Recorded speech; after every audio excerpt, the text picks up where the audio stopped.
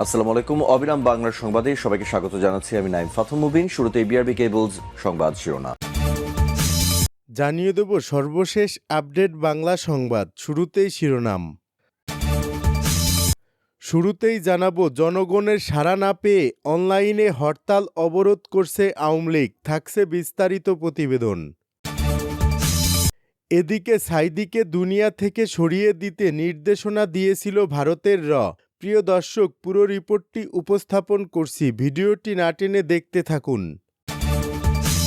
জানাবো, আসিফ নাহিদরা পদত্যাগ করলেও সরকারে থাকতে পারেন ছাত্র প্রতিনিধি।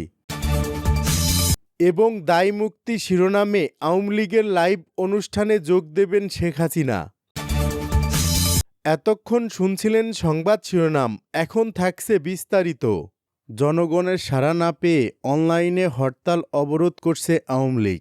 পুলিশের গুলি, শটগানের ব্যবহার চিরদিনের জন্য নিষিদ্ধ করতে হবে। শেখ হাসিনা তার বর্বর শাসন ফিরে পেতে মরিয়া বলে মন্তব্য করেছেন বিএনপির সিনিয়র যুগ্ম মহাসচিব রুহুল কবির রিজভী। মুন্সিগঞ্জ জেলা বিএনপির নবগঠিত আহ্বায়ক কমিটির নেতৃবৃন্দকে সঙ্গে নিয়ে দলের প্রতিষ্ঠাতা জিয়াউর রহমানের সমাধিতে শ্রদ্ধা জানানো শেষে একথা জানান তিনি। রিজভী বলেন, শেখ হাসিনা পার্শ্ববর্তী দেশে আশ্রয় পেয়ে নানা ধরনের উস্কানিমূলক কাজ করার জন্য তার কর্মীদের নির্দেশ দিচ্ছেন। জনগণের সাড়া না পেয়ে অনলাইনে হরতাল অবরোধ করছে আওয়ামী লীগ, এমন মন্তব্য করেন তিনি। তিনি জানান, শেখ হাসিনা অবাধ সুষ্ঠু নির্বাচন না দিয়ে বন্দুকের ব্যবহার করেছেন। তিনি ভোটকেন্দ্র ফাঁকা রেখেছিলেন, দিনের ভোট রাতে করেছিলেন। জনগণের এই স্মৃতি অত্যন্ত দুঃসহ। এটি অব্যাহত থাকুক, জনগণ তা চায় না। এজন্য অন্তর্বর্তীকালীন সরকারকে নির্বাচনের রোডম্যাপ এবং ডেডলাইন দিতে হবে। বিএনপি সংস্কারের বিরুদ্ধে নয়, এমনটা উল্লেখ করে তিনি বলেন, বারবার আমরা বলেছি কেমন সংস্কার প্রয়োজন। সংস্কার হতে বেশি দিন সময় লাগে না, আবার এটি একটি চলমান প্রক্রিয়া। এর জন্য নির্বাচন আটকে রাখার কোনো মানে হয় না বলেও মন্তব্য করেন রিজভী। সাঈদীকে দুনিয়া থেকে সরিয়ে দিতে নির্দেশনা দিয়েছিল ভারতের ভারতের গোয়েন্দা সংস্থার সর্বোচ্চ আদালত থেকে ফাঁসির রায় কমিয়ে আমৃত্যু কারাদণ্ড দেয়া বিশিষ্ট ইসলামী চিন্তাবিদ ও বাংলাদেশ জামায়াত ইসলামীর নায়েবে আমির দেলোয়ার হোসেন সাঈদীর বিষয়ে বাংলাদেশের সাবেক প্রধানমন্ত্রী শেখ হাসিনার কাছে গোপন প্রতিবেদন দিয়েছিল বলে অভিযোগ উঠেছে। আর ওই প্রতিবেদনে সাঈদীর বিষয়ে দ্রুত পদক্ষেপ নেওয়া সংক্রান্ত এক নির্দেশনাতে বলা হয়েছিল, দেলোয়ার হোসেন সাঈদীকে যদি দুনিয়া থেকে না সরিয়ে দেওয়া হয়, তাহলে যে কোনো সময় শেখ হাসিনা সরকারকেই ফেলে দেওয়া হতে পারে। কারণ বাংলাদেশের অধিকাংশ মানুষ সাঈদীকে মন থেকে ভালোবাসেন এবং দলমত নির্বিশেষে তার রয়েছে ব্যাপক জনসমর্থনও। কাশিমপুর কেন্দ্রীয় কারাগার পার্ট 1-এর 3 নম্বর সেলে দীর্ঘদিন আটক থাকার সময় দেলোয়ার হোসেন সাঈদীর জেল পার্টনার, ব্যক্তিগত খেদমতকারী ও বিভিন্ন সময় তার সেবায় নিয়োজিতদের কাছে ভারতের গোয়েন্দা সংস্থা রয়ের দেয়া গোপন প্রতিবেদন এবং শেখ হাসিনাকে নিয়ে নানা মন্তব্যের সময় তিনি একথা বলেছেন। এ সময় ফাঁসির আসামি বিএনপি নেতা সালাউদ্দিন কাদের চৌধুরী তার কথায় সায় দিয়ে শুধু বলেছিলেন, ঠিক বলেছেন ভাইজান, ওদের চালে পড়েই শেখ হাসিনা ফাঁসির রায় দেয়া শুরু করেছে। উল্লেখ্য, 2023 সালের 13 আগস্ট দুপুরের দিকে দেলোয়ার হোসেন সাঈদীকে কাশিমপুর কেন্দ্রীয় কারাগার পার্ট 1 থেকে অনেকটা অসুস্থ অবস্থায় গাজীপুরের তাজউদ্দিন মেডিকেল হাসপাতালে পাঠিয়েছিল কারা কর্তৃপক্ষ। এর আগে কারাগারের সহকারী সার্জন ডাক্তার খালিদ মাহমুদ তার স্বাস্থ্য পরীক্ষা করে হাসপাতালে পাঠানোর পরামর্শ দিয়েছিলেন। কারা কর্তৃপক্ষের কথা মোতাবেক হাসপাতালে নেয়ার পর তার স্বাস্থ্যের অবনতি হয়। পরে ডাক্তাররা তাকে ঢাকার বঙ্গবন্ধু শেখ মুজিব মেডিকেল বিশ্ববিদ্যালয়ে পাঠানোর কথা বললে ওই রাতেই তাকে ঢাকায় পাঠানো হয়। শাহবাগের বঙ্গবন্ধু শেখ মুজিব মেডিকেল বিশ্ববিদ্যালয়ে নেয়ার পর চিকিৎসাধীন অবস্থায় পরদিন রাতে ডাক্তার তাকে মৃত ঘোষণা করেন।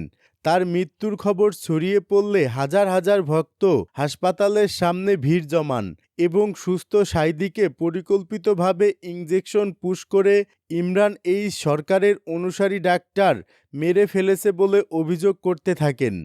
এ সময় পরিস্থিতি নিয়ন্ত্রণে অতিরিক্ত পুলিশ মোতায়েন করা হয়েছিল, যদিও তার চিকিৎসায় নিয়োজিত প্রফেসর ডাক্তার এস.এম. মোস্তফা জামান সাংবাদিকদের প্রশ্নের উত্তরে বলেছিলেন, সাঈদী সাহেবের হার্ট অ্যাটাকেই মৃত্যু হয়েছে। কিন্তু তার এ বক্তব্যকে কোনোভাবেই মেনে নিতে পারেননি সাঈদী ভক্তরা। পরে ঢাকা ও তার গ্রামে একাধিক জানাজা নামাজের পর তাকে পারিবারিক কবরস্থানে দাফন করা হয়েছিল। আসিফ নাহিদরা পদত্যাগ করলেও সরকারে থাকতে পারেন ছাত্র প্রতিনিধি। জুলাই বিপ্লবে নেতৃত্ব দেয়া ছাত্র জনতার নতুন রাজনৈতিক দল আত্মপ্রকাশ করতে যাচ্ছে। নতুন এই দলের নেতৃত্বে জাতীয় নাগরিক কমিটি ও বৈষম্য বিরোধী ছাত্র আন্দোলনের শীর্ষ নেতাদের পাশাপাশি থাকতে পারেন সরকারে থাকা ছাত্র প্রতিনিধিরা। তবে রাজনৈতিক দলের দায়িত্ব নেয়ার আগে তারা সরকার থেকে পদত্যাগ করবেন। 3 ছাত্র উপদেষ্টা পদত্যাগ করলেও সরকারে ছাত্রদের প্রতিনিধি নিশ্চিত করতে চান তারা। সম্প্রতি দৈনিক মানবজমিনের এক প্রতিবেদনে এসব তথ্য উঠে এসেছে। প্রতিবেদনে বলা হয়েছে, বর্তমানে 3 ছাত্র প্রতিনিধি রয়েছে সরকারের উপদেষ্টা পরিষদে। এরা হলেন তথ্য ও সম্প্রচার এবং আইসিটি উপদেষ্টা নাহিদ ইসলাম, স্থানীয় সরকার এবং যুব ও ক্রীড়া উপদেষ্টা আসিফ মাহমুদ সজীব ভুঁইয়া এবং উপদেষ্টা মাহফুজ আলম। এই 3 জন ধাপে ধাপে পদত্যাগ করতে পারেন বলে প্রতিবেদনে উল্লেখ করা হয়েছে।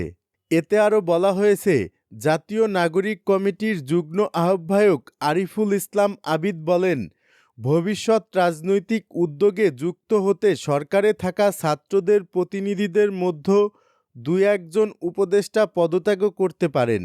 একসঙ্গে 2 জন না 3 জন পদত্যাগ করবেন সেটি চূড়ান্ত হয়নি। একজন নতুন করে উপদেষ্টা পরিষদে যাওয়ার বিষয়ে তিনি জানান, আশা করি একজন উপদেষ্টা পরিষদে আসবেন। তবে এখনও পর্যন্ত তারা চূড়ান্ত সিদ্ধান্ত জানাননি। প্রতিবেদনে আরও বলা হয়, ডক্টর মোহাম্মদ ইউনূসের নেতৃত্বাধীন উপদেষ্টা পরিষদে রদবদল আসতে পারে। নতুন কয়েকজন যুক্ত হতে পারে উপদেষ্টা পরিষদে। ছাত্ররা চাচ্ছেন সরকারে তাদের একজন প্রতিনিধি থাকুক যিনি রাজনৈতিক প্রক্রিয়ায় অংশ ছিলেন না বা হবেন না। তবে এই প্রক্রিয়ায় অভ্যুত্থানের কোনো অংশীজনের সঙ্গে বিরোধ করতেও চান না তারা। দায়মুক্তি শিরোনামে আওয়ামী লীগের লাইভ অনুষ্ঠানে যোগ দেবেন শেখ হাসিনা। ছাত্র জনতার অভ্যুত্থানের মাধ্যমে ক্ষমতাচ্যুত হওয়ার 6 মাস পরে আওয়ামী লীগের একটি লাইভ অনুষ্ঠানে যোগ দেবেন শেখ হাসিনা। আওয়ামী লীগের ভেরিফাইড ফেসবুক পেজ থেকে এক পোস্ট দিয়ে বলা হয়েছে, 6 ফেব্রুয়ারি রাত 9টায় দায়মুক্তি শিরোনামে এক লাইভ অনুষ্ঠানে যুক্ত হয়ে নেতাকর্মীদের দুঃখ দুর্দশার কথা শুনবেন শেখ হাসিনা। এর আগে 5ই ফেব্রুয়ারি বুধবার রাত 9টায় বাংলাদেশের ছাত্র সমাজের উদ্দেশ্যে বক্তব্য রাখবেন শেখ হাসিনা। মঙ্গলবার রাতে ফেসবুকে নিষিদ্ধ ঘোষিত সংগঠন ছাত্রলীগের ভেরিফাইড পেজ থেকে এক পোস্ট দিয়ে এই তথ্য জানানো হয়েছে। উল্লেখ্য, গত 5ই আগস্ট আওয়ামী লীগ সরকারের পতনের পর ভারতে চলে যান শেখ হাসিনা। প্রথম দিকে বেশ কিছুদিন নীরব থাকলেও পরবর্তীতে বিভিন্ন জায়গার দলীয় নেতাকর্মীদের সাথে ভার্চুয়াল যোগাযোগ রাখতে দেখা গেছে তাকে।